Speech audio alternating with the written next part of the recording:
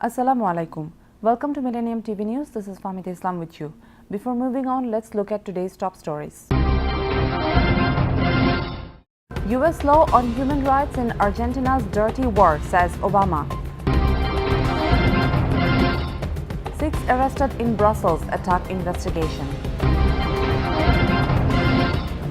US charges Iranians in cyber attacks on banks. Damn. Comedian Schlamling dies at 66. And arms makers partly to blame in Brussels, says Pope. Well, those were the headlines, now the details. US President Barack Obama says the United States was too slow to condemn human rights violations during Argentina's past dictatorship as he honors victims of the country's so-called dirty war.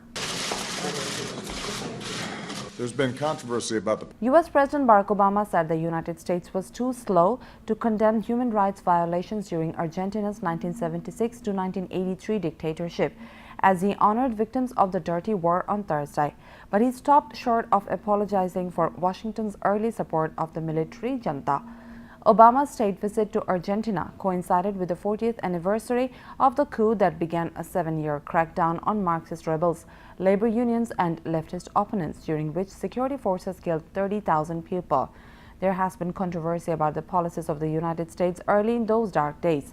Obama said while visiting a memorial park in Buenos Aires dedicated to victims of the dictatorship, "Democracies have to have the courage to acknowledge when we don't live up to the ideals that we stand for. And we have been slow to speak out for human rights, and that was the case here," he said. At the memorial, which sits on the banks of the La Plata River, he and Argentine President Mauricio Macri dropped white roses into the water in an act of commemoration. And the United States of America wants to continue to be a partner in your efforts.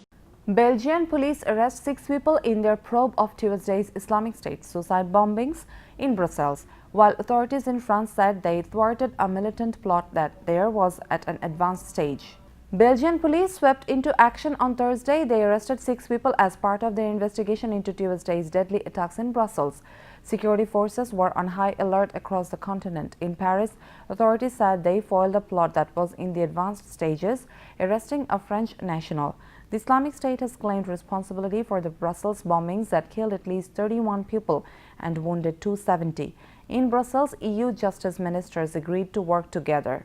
Belgian Justice Minister Koen Jean says, "Every day we discover in the framework of what happened in Paris and in Brussels how important it is that our intelligence services, that our judicial services exchange all relevant information that is required." The family of alleged Brussels suicide bomber Najim Lashauri spoke out for the first time on Thursday, with his younger brother condemning his actions. Investigators are convinced that Lashauri and the other Brussels attackers belong to the same jihadist network that killed 130 people in attacks in November in Paris.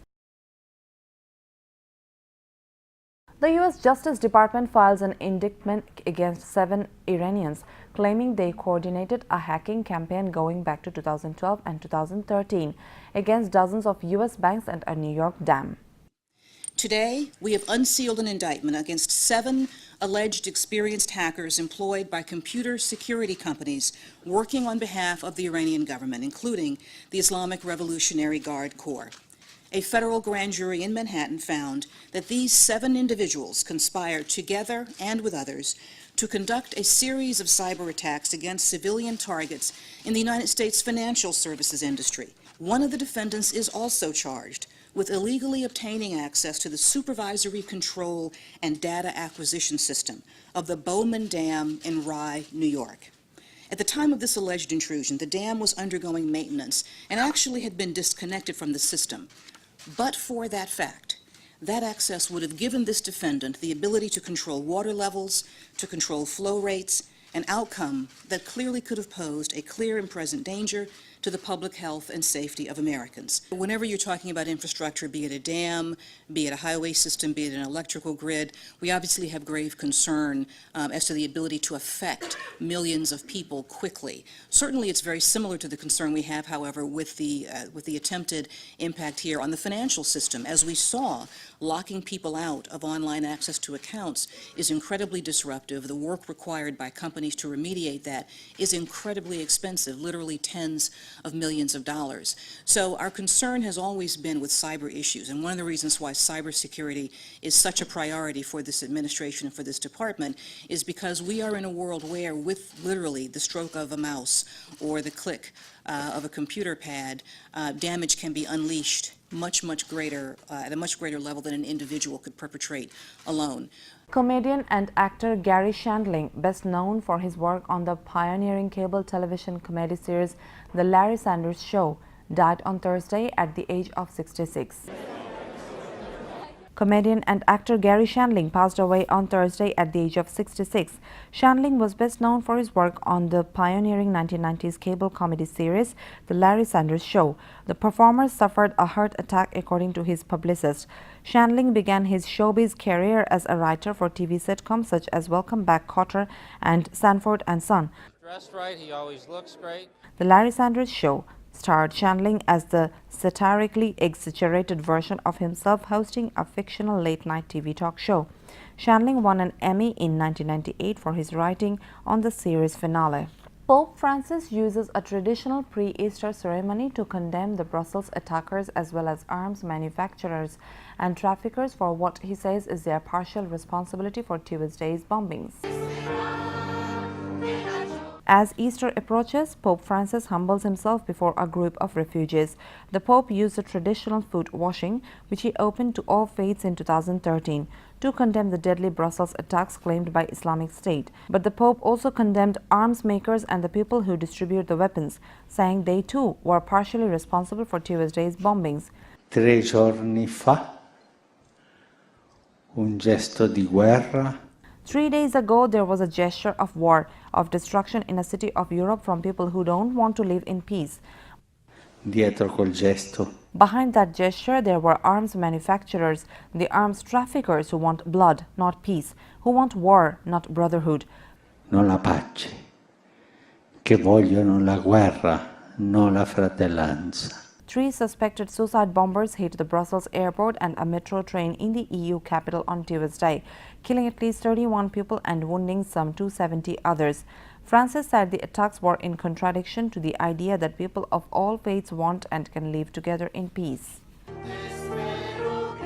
We'll take a short break. Government forces enter Palmyra, Syria, State TV.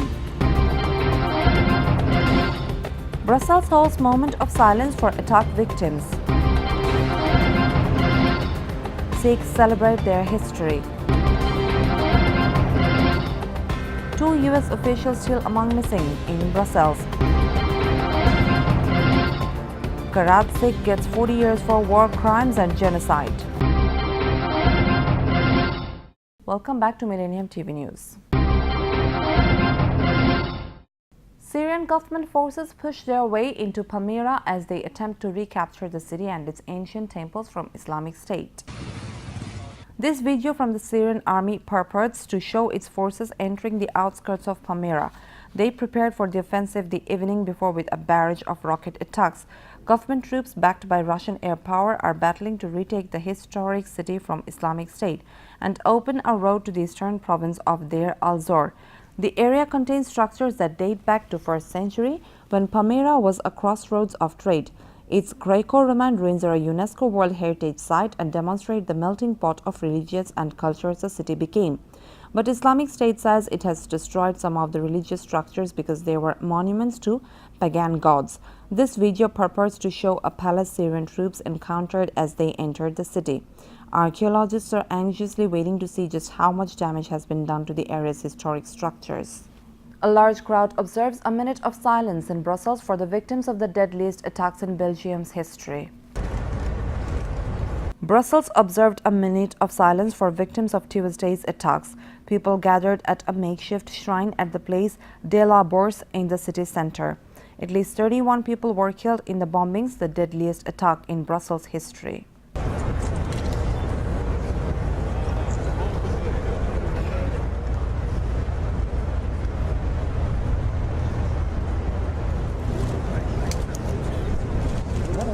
Thousands of Sikhs celebrate annual spring festival of Hola Mohalla at their second most sacred shrine in India's northern state of Punjab. Thousands of Sikhs celebrated annual spring festival of Hola Mohalla with fervor and gusto at their second most sacred shrine at Anandpur Sahib in India's northern state of Punjab on Thursday. The festival commemorates the transformation of the Sikh community into a martial fraternity by Guru Gobind Singh, the 10th Guru of the Sikhs. Hola Mohalla coincides with Holi, the Hindu festival of colors, which was celebrated across India with great zeal and verve. The procession with Nihangs in their traditional attire was taken out. Nihang is the name by which the army of the 10th Sikh Guru came to be addressed.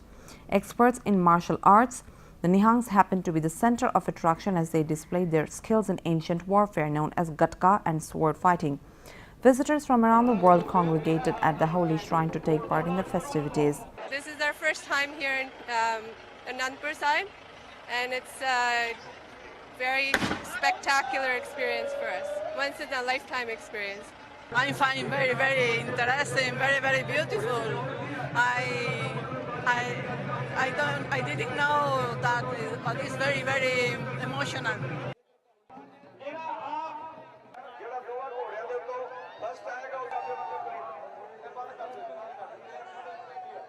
The U.S. State Department says 2 of its officials are among those still unaccounted for in Belgium following the deadly bombings in Brussels. The Belgians are still in the process of identifying the deceased. The U.S. State Department on Thursday said that 2 of its officials were among those still unaccounted for in Belgium following the bombings in Brussels. State Department Deputy Spokesman Mark Toner also told reporters during a daily press briefing that the U.S. was unaware of any U.S. fatalities. The Belgians are still in the process of identifying the deceased. 3 identified suspected suicide bombers hit the Brussels airport and a metro train, killing at least 31 people and wounding some 270 on Tuesday in the worst attack in Belgian history. U.S. officials were trying to find Americans missing after the attacks, which the officials said injured about a dozen U.S. citizens, including 3 Mormon missionaries, a U.S. Air Force airman, and 4 members of his family. Belgian officials have said that the death toll could increase because some victims at the subway station were blown to pieces and hard to identify, and several survivors were in critical condition. The attack sent shockwaves across Europe and around the world, with authorities racing to review security at airports and on public transport systems. Islamic State, which controls areas of Syria and Iraq and has sympathizers worldwide, claimed responsibility for the Brussels bombings, fueling debate and controversy in the United States about how to stop such attacks. That is still ongoing for 2 individuals, and we're making every effort to account for the welfare of both chief of mission personnel as well as I mentioned, U.S. citizens in the city. Former Bosnian Serb leader Radovan Karadzic is sentenced to 40 years in jail by UN judges who found him guilty of genocide for the 1995 Srebrenica massacre and 9 other war crimes charges. The Chamber hereby sentences you, Radovan Karadzic, to a single sentence of 40 years of imprisonment. The verdict was a long time coming. Former Bosnian Serb leader Radovan Karadzic sentenced to 40 years in jail for genocide and war crimes. Plunder property. Karadzic was arrested in 2008 after 11 years on the run, having led the Bosnian Serb Republic during the brutal civil war in Yugoslavia. Karadzic was found guilty of 10 counts of war crimes and genocide, including the notorious 1995 massacre in the town of Srebrenica, where 8,000 Muslims died in Europe's worst war crime since World War II. The judge also said the 3-year siege of Sarajevo, during which the city was shelled and sniped at by besieging Bosnian Serb forces, could not have happened without Karadzic's support. The verdict is expected to bring some comfort to the families of his victims, although some say his punishment isn't sufficient. I see him on TV and he looks satisfied. His face looks more normal than my face is as I speak to you. And it may not be the end of the matter. Karadich's lawyers say they plan to appeal the sentence. From Srebrenica be killed. Catholic devotees in the northern Philippines waved their own backs seeking repentance during Lent. Catholic devotees in the northern Philippines performed self-flagellation on Thursday to commemorate the Passion of Jesus Christ. Devotees from Mabalacat city in the northern Pampanga province walked barefoot for hours under sweltering heat while repeatedly striking their backs with bamboo whips, which they believe could earn them salvation from their sins. Some wore red or black robes and covered their faces with black clothes as they carried heavy wooden crosses on their backs, symbolizing humility and discipleship to their faith. Flagellants began the ritual by tying a rope around their arms and legs and cutting their backs with a blade. They then walked barefoot, stopping every few hundred meters at makeshift altars while local residents recite a passage narrating Christ's suffering.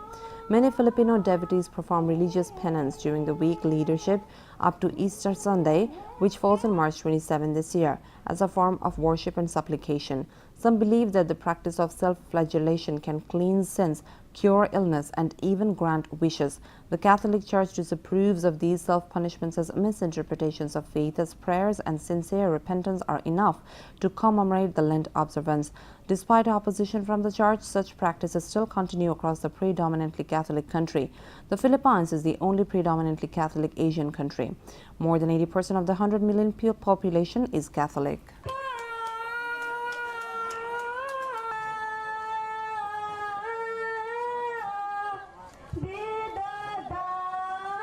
U.S. State Department spokesman Mark Toner, in response to a reporter's question about the lowering of U.S. flags after the Brussels attacks, says the decision not to lower flags following an Istanbul bombing was not out of disrespect.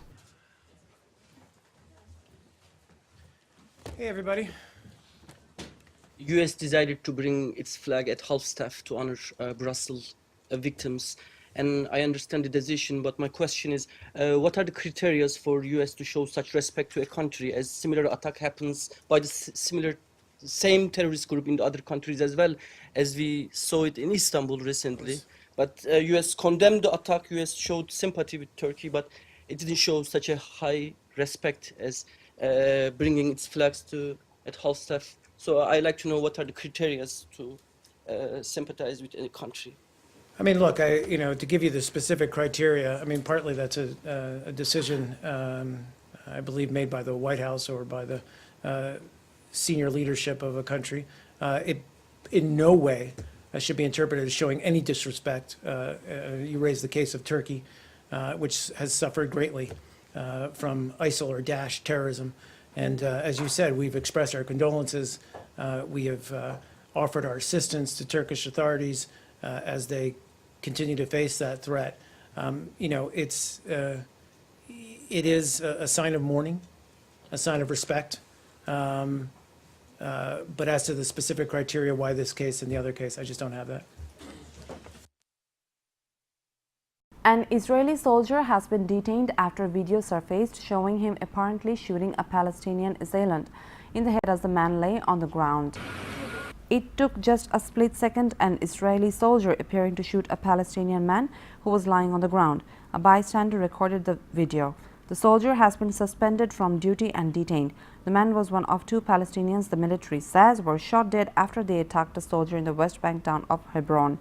Faiza Abu Shamsiya says she heard the shots at her home. She says, "We went out running because we have workers at my house and I was afraid that one of the workers had been shot." Israeli officials described the soldier's actions as a grave breach of military standards and say an investigation is underway. Since October, Palestinians have killed 28 Israelis and 2 U.S. citizens in street attacks.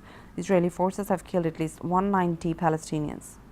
U.S. Secretary of State John Kerry greets NASA astronaut Scott Kelly and Russian cosmonaut Mikhail Kornienko in Moscow following their return earlier this month from a year in space. I'm really happy to see you. NASA astronaut Scott Kelly meets U.S. Secretary of State John Kerry in Moscow. Kelly returned to Earth on March 2nd after spending 340 days on the International Space Station, longest period any American has spent in space. They are joined by Russian cosmonaut Mikhail Kornienko, who spent much of the year with Kelly on the space station. They say their mission in space will help pave the way for human travel to Mars. Cool. Well, we're very proud of it. Thank you. Amazing accomplishment. Amazing. My colleague Misha, who I was on the space station with. Very honored to meet you. Very honored to meet you. You guys spent a year together. Yeah. Right? 1 year on space together. 1 year. You're still talking to each other? Absolutely. We turn around so we can get a good picture. We gotta do a picture here. We can actually go right outside and take a picture. Well, let's do it. Right here. Thank you. What a privilege. U.S. Attorney General Loretta Lynch says the United States has received no specific credible threats following the deadly Brussels attacks earlier in the week. Our thoughts and prayers are with the victims and their loved ones, both those who perished, those who suffered, all who are touched by this. And the Department of Justice is in constant communication with our counterparts in Belgium. We are committed to providing any and all assistance as we move forward together with unity and with strength. Now, I also want to make clear that while we have received no specific credible threats to the homeland, we will continue to remain vigilant in order to ensure that we can keep the American people safe from harm. Thank you. We'll take a short. Clashes break out when hundreds of students march through Paris to protest proposed changes in the country's labor laws designed to make France more business-friendly. The clashes between student protesters and police came amid demonstrations over proposed labor reforms. The proposed reforms include changes to working hours, holidays and pay, and new rules that would make it easier for employers to hire and fire staff. The government says change is needed to help lower France's unemployment rate, which is stuck above 10%. But student unions say the reforms threaten to compromise funds intended to help encourage hiring and help recent graduates find work.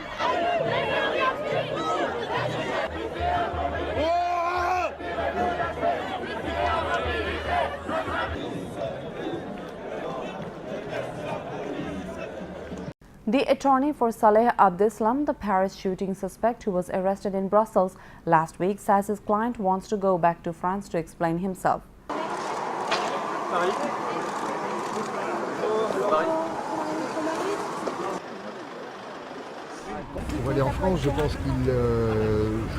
Saleh Abdeslam, the prime surviving suspect in November's Paris attacks, will no longer fight extradition to France as he had vowed to do, but instead now wants to return to explain himself. His lawyer said on Thursday. Abdeslam, a French citizen, was arrested in Brussels on March 18 after a 4-month manhunt in the wake of the November 13 shooting and suicide bombing rampage by Islamic State militants that killed 130 people in Paris.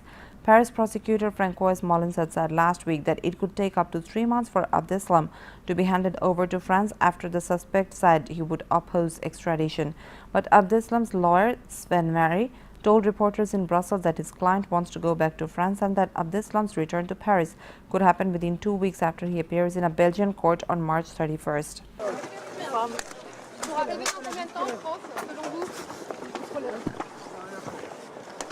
When is a naval base not a military base? The answer is when China says it isn't. Media says Beijing is working hard to explain how building a naval facility in Djibouti isn't the same thing as military expansion. China's hard at work building its first ever overseas naval base in the tiny Horn of Africa country of Djibouti. At the same time, it's also working to sell the world on the idea. Beijing's been quick to criticize Washington for its overseas military footprint, saying it would never build bases beyond its own borders. But with the Djibouti project, it seems that actually it is. So the government's spreading word that there's nothing to fear. Reuters says the message is that the new base is a logistics center, not a military facility. So the Chinese Navy has been involved in anti-piracy drills in the waters off Yemen and Somalia for the past couple of years, and they say quite legitimately that they need to go and resupply their vessels. Now, obviously, if you're going to get Chinese naval ships calling there, I mean, obviously it is going to be, however you term it, some kind of military facility. China's new base is rising up just a few miles away from the U.S.'s only permanent military base in Africa. Washington's been watching developments with a wary eye. Meanwhile, more Chinese bases may be on the way. The nation's involved in several port construction projects scattered across Africa. They're commercial gigs, but experts say one day they could play host to China's growing naval fleet. The government of Bangladesh wants to honor those who contribute towards nation building from behind the scenes, says Prime Minister Sheikh Hasina. She attended a ceremony on Thursday to confer this year's Independence Awards on 15 individuals and the Bangladesh Navy. Addressing the audience, she said that she hoped people will follow the footsteps of those who received the awards. There are still a lot of people across Bangladesh and we don't even know about them. But I want that we honor everyone who have contributed for development of society, economy and culture and literature, said Hasina. She said the next generation will be inspired by efforts to honor eminent personalities.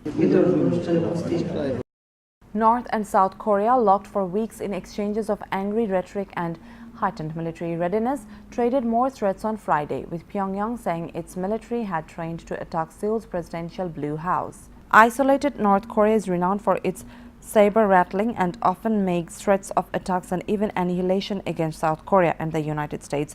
However, its tone has been especially belligerent in recent weeks and personally aimed at South Korean President Park Geun-hye following her warnings of regime collapse in Pyongyang after it conducted a nuclear test and rocket launch earlier this year. North Korea's leader Kim Jong-un guided what state media said on Friday was the North's largest ever exercise of long-range artillery training, with a simulated attack on South Korea's presidential and government offices. Kim ordered his military to be on high alert so that it may mercilessly pound the reactionary ruling machines in Seoul. The cesspool of evils and advance to accomplish the historic cause of national reunification once it receives an order for attack. Tensions have been high on the Korean peninsula since the North conducted a nuclear test in January and a long-range rocket launch in February, while prompted a new sanctions earlier this month by the United Nations Security Council. Prime Minister Sheikh Hasina has been ranked 10th among the 50 greatest leaders of the world for her role in transforming the world and inspiring others to do the same, according to a U.S. magazine survey. Fortune, a multinational business magazine published by Time Inc. and headquartered in New York City, conducted the survey. The 50 greatest leaders, men and women, in business, government, philanthropy, and the arts, and all over the globe are transforming the world and inspiring others to do the same, said the magazine on Thursday. Jeff Bezos, founder and CEO of Amazon.com, Angela Merkel, Chancellor of Germany, and Aung San Suu Kyi, whose party won historic elections in Myanmar, are holding the first, second and third position respectively in the world's greatest leaders list.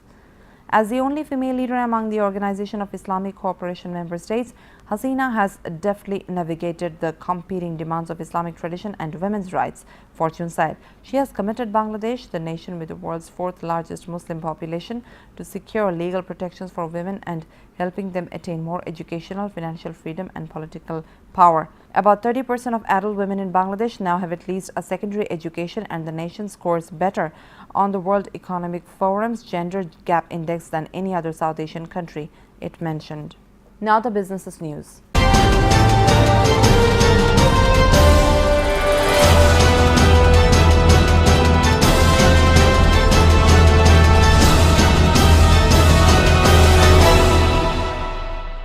Seven hackers linked to the Iranian government indicted for targeting 46 financial institutions and a New York dam. These attacks were relentless, they were systematic, and they were widespread. The U.S. government charged on Thursday 7 hackers allegedly linked to the Iranian government for a campaign of cyber attacks targeting 46 financial institutions and a New York dam. It is the first time the United States is charging individuals linked with a foreign government of trying to disrupt critical infrastructure. The accused Iranian hackers broke into computers of major U.S. banks between 2011 and 2013, causing millions of dollars in lost businesses, the U.S. Justice Department said. Those targeted included the New York Stock Exchange, Bank of America, J.P. Morgan Chase, Wells Fargo, and American Express. The 7 accused hackers worked for a pair of Iranian computer companies linked to the Iranian government, including the Islamic Revolutionary Guard Corps, U.S. officials said. German car giant says recall is a precautionary measure to fix a potential faulty component on the pedal mechanism. Embattled German car giant Volkswagen said on Thursday that it was recalling more than 800,000 vehicles worldwide over a potential foot pedal problem. The group, which is battling to resolve its deepest ever crisis after an emissions cheating scandal, said the recall was a precautionary measure to fix a potentially faulty component on the pedal mechanism. It said 391,000 vehicles of its Touareg model and 409 and 447 of its Porsche Cayenne brand built between 2011 and 2016 would be recalled because a circlip could be loose on the bearing bracket for pedals. The news came as a U.S. federal judge gave Volkswagen and regulators a month to come up with a plan to fix some 600,000 cars spewing illegal level of pollutants due to emissions cheating software. Playboy Enterprises, the owner of Playboy magazine, is exploring a sale. A source familiar with the matter told news agencies in a move that comes after the storied magazine stopped publishing nude photos of women and put up the iconic Playboy mansion up for sale. The Wall Street Journal, which first reported the news, said the company could be valued at more than $500 million. Hugh Hefner, who founded Playboy in 1953, took the company private in 2011, along with private equity from Rizvi Travers Management, in a deal that valued the company at $207 million. In February, the company stopped publishing nude photos, saying that they had become outdated due to the plethora of free pornography on the internet. Circulation of Playboy, also known for its bunny ears, has dropped from about 5.6 million in 1975 to around 800,000 in recent years. Investment bank Moelis & Company is advising Playboy on the sale, the source told the news agencies. The company in January put up the Playboy mansion in Los Angeles for sale for $200 million, making it one of the highest asking prices for a private residence in the United States. Playboy Enterprises was not immediately available for comment, and Moelis & Company declined to comment. Now the science, technology and environment news.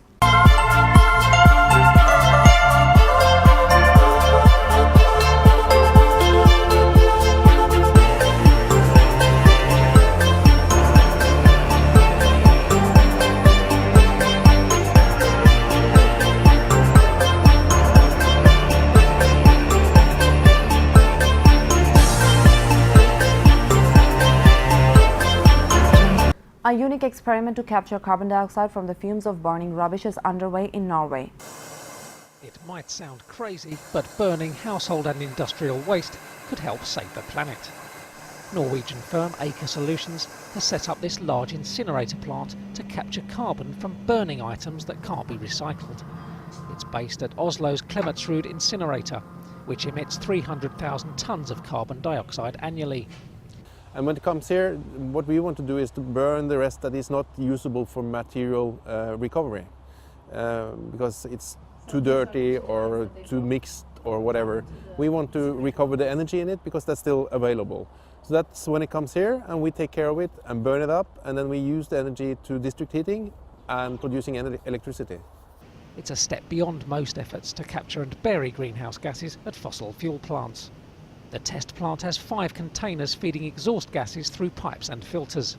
We're capturing about 2.5 tons a day. You know, that's our average, more or less. That's, you know, because of the restrictions of the unit itself. Carbon dioxide is blamed by climate scientists as the main contributor to greenhouse gas emissions. Officials here hope to capture up to 90% of the plant's CO2 emissions. Up till now, we have about 700 operating hours here at Klemetsrud, and we have captured about 80 tons of CO2. What is nice with this flue gas from Klemetsrud, it's the high content of CO2. It's about 12% volume percent of CO2, so it's fairly easy to capture. If the 5-month trial works, a full-scale carbon capture plant could be built by 2020. So far, high costs have plagued technology for carbon capture and storage. But the team behind this unique experiment hopes theirs can be cost-effective and light a fire under waste-to-energy plants worldwide. Scientists on Thursday announced the creation of a synthetic organism stripped down to the bare essentials with the fewest genes needed to survive and multiply, a feat at the microscopic level that may provide big insights on the very nature of life. Genome research pioneer J. Craig Venter called the bacterial cell his research team designed and constructed the most simple of all organisms. While the human genome possesses more than 20,000 genes, the new organism gets by with only 473. This study is definitely trying to understand a minimal basis of life, said Venter, but the researchers said that even with such a simple organism, that understanding remained elusive. They noted that even though their organism has so few genes, they were still uncertain about the functions of nearly a third of them, even after more than 5 years of work. China helped push global green energy investment plans to record heights in 2015, offsetting a sharp fall in Germany, authors of a UN-backed report said on Thursday, predicting further growth. Solar and wind power, especially in developing countries, are driving spending higher, and last year, for the first time, renewables made up for more than 50% of new electricity capacity plans, the Frankfurt School of Finance report said. The term niche product no longer applies to renewables, said Ulf Mosler, professor for sustainable energy finance at the school and one of the report's authors. Investments are becoming less expensive due to falling equipment costs, which will also enable further growth, especially in light of the new momentum from the Paris Climate Summit goods. He told all the reporters. Firmly committed renewable investment plans totaled $286 billion last year, up 5% from $273 billion in 2014. With forests disappearing at an alarming rate, zoologist leases land from government to give primates safe haven. Indonesia's orangutans are facing a grim future as forests are disappearing at an alarming rate. Now, after failing to convince authorities to protect the forests, an Australian zoologist is taking matters into his own hands. Leif Cox, the president of the Orangutan Project, is one of the first people to reintroduce rescued orangutans into the wild. He's using donations to lease large tracts of land in central Sumatra from the government to ensure that the primates have somewhere safe to live. All up, 178 orangutans have gone back into the forests and are inhabiting this ecosystem at the moment, Cox told all the media. Ultimately, we hope the population expands so there are 2,000 orangutans living in a sustainable population here forever. Now the entertainment news.